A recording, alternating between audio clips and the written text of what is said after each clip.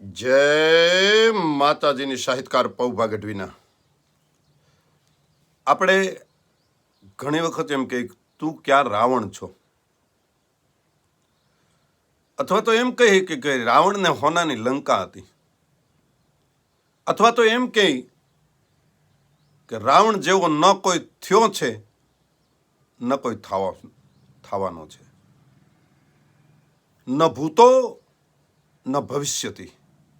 પહેલા કોઈ રાવણ જેવો થયો નથી અને હવે કોઈ રાવણ જેવો થશે નહીં. પણ છતાં એના જીવનની માલપાથી બે પાંચ પ્રસંગ લીધા જેવા છે.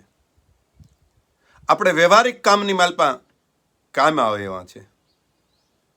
અને આ વાત પૂજ્ય ભગત બાપુ લખે છે કે રાવણને જ્યારે રામે 31 બાણ માર્યા, 20 ભુજાઓ એટલે કે 20 હાથ કાપી નાખ્યા, 10 મસ્તક, 20 ને 10 30, અને એક નાભીની માલપા 31 બાણ માર્યા અને રાવણ ધરતીને માથે પડ્યો.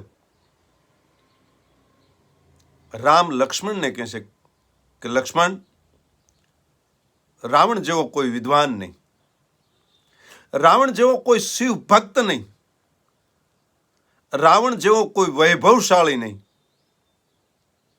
અને રાવણ જેવો કોઈ પંડિત નહીં. ભગવાન રામને રાવણના વખાણ કરતા સાંભળી અને લક્ષ્મણથી નો રહેવાનું. એને કીધું પ્રભુ શું વાત છે? તો કે હા, રાવણની જે રાજનીતિ છે ને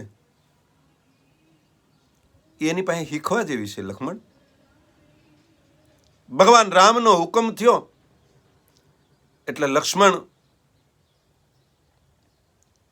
રાવણ પાસે જાય છે. એની પાસે જઈને ઉભા રહ્યા, ધીરે એકદમ હતું એટલું બળ ભેગું કરી અને આંખ ઉગાડીને કીધું, લક્ષ્મણ? તો કે હા. રાજનીતિ જાણવા આવ્યા છો? તો કે હા. કે મારી પાસે જે રાજનીતિની સમજણ છે એની વાત કરું કે મેં જે રાજનીતિ અપનાવી છે એની વાત કરું? લક્ષ્મણ કે તમે જે અપનાવી છે એ વાત કરો ને.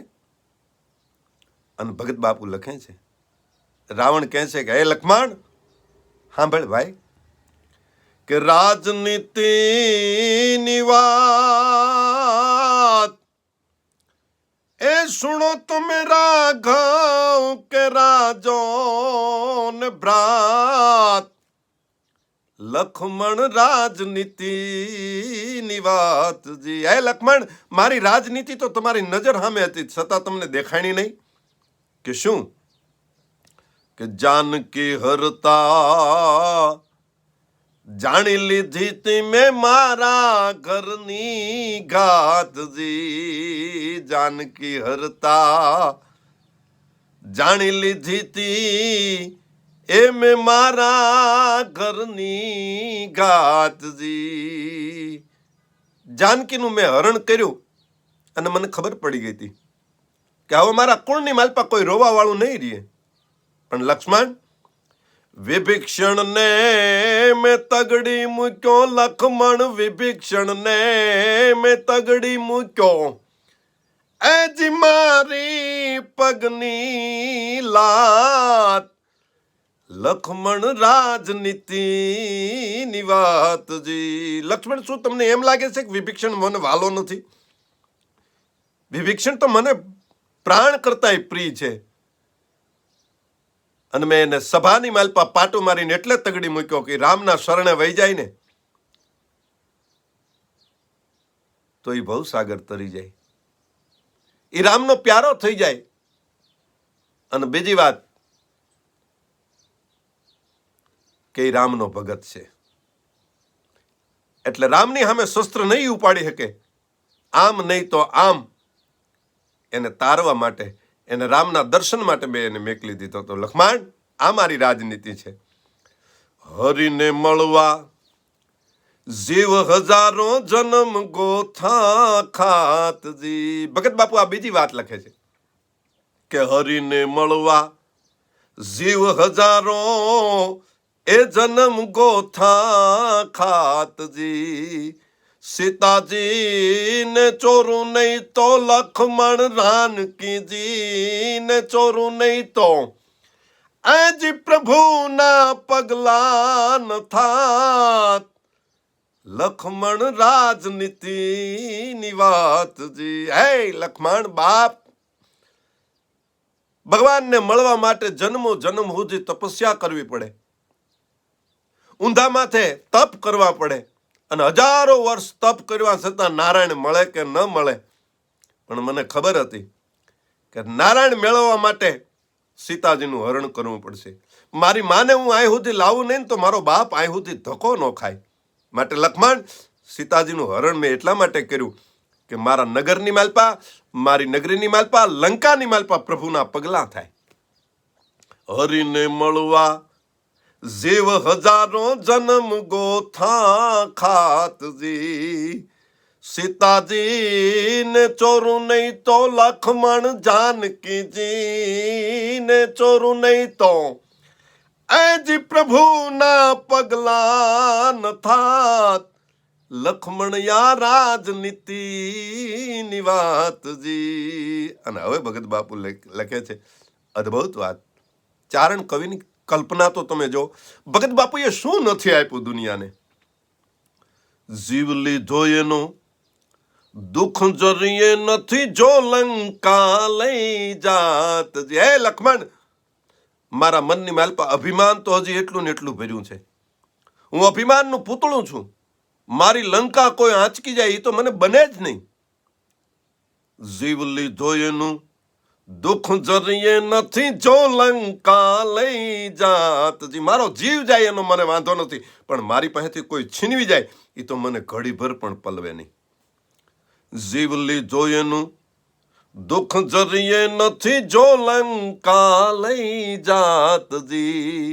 તો મારા આત્માને લખમણ, તો મારા આત્માને આજ મુએ મુક્તિ ન થાત લખમણ યા રાજનીતિની વાતજી. અને આગળ કાગ બાપુ, આ એક ચારણની એવી કલ્પના કે બીજા પાસે આવી કલ્પના જડે નહીં કદાચ. ભગત બાપુ રામાયણની કલ્પના લખે, પ્રકૃતિની કલ્પના લખે, ઈશ્વર હોવાના સાબુતીની જે ભગત બાપુ કવિતાઓ લખે, અદ્ભુત અદ્ભુત અદ્ભુત. કાગ એટલે કાગ. કાગે દુનિયાને દેખાડી દીધું ચારણોની કલ્પના કેવી હોય.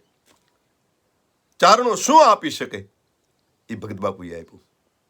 મારા મરણ વીણ મારા ઘરમાં એ પ્રભુથી પગનો ભરાતજી. લખમણ મારા મરણ વીણ મારા ઘરમાં એ પ્રભુથી પગનો ભરાતજી. હું જીવતો હોય અને મારી ઉપર કોઈક આવી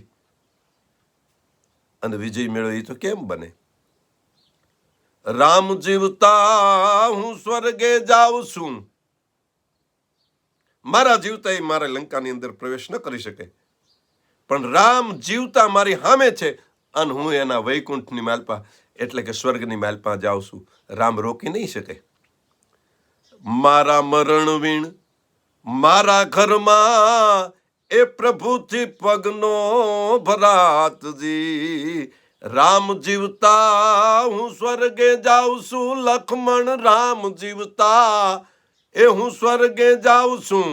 એ મારા રુદિયે થઈ નિરાજ લખમણ રાજનીતિની વાતજી. અને હે લખમણ સાંભળ, ભગત બાપુ કાગ બાપુ દુલાભાયા કાગ છેલ્લી કડીની વાલપા અદ્ભુત લખે છે કે કાગ બનત તમે લંકાપતિ તો મારે પાછો આટો થાતજી.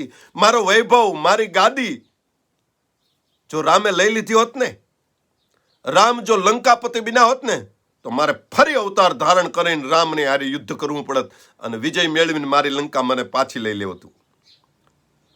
પણ ન્યા તો મારો માડી જાયો વિભીષણ છે. એટલે કાગ બનત તમે લંકાપતિ તો મારે પાછો આટો થાતજી પણ મારા તખત પર મારો માડી જાયો લખમણ મારા તખત પર એ મારો માડી જાયો એ જીસો ભે વિભીષણ ભ્રાત લખમણ રાજનીતિની વાતજી રાજનીતિની વાત એ સુણો તમે રાઘવ કે રાજોન ભ્રાત લખમણ રાજનીતિની વાતજી લખમણ અમારા રાજનીતિની વાતજી ભગત બાપુની આવી કલ્પનાઓ આવી વિચારધારા આવા રામાયણના પ્રસંગો મહાભારતના પ્રસંગો અને પ્રકૃતિના પ્રસંગો સાંભળવા માટે પૌભા ગઢવી યુટ્યુબ ચેનલને સબસ્ક્રાઈબ કરો. જય માતાજી, જય ભગવતી, જય જગદંબા.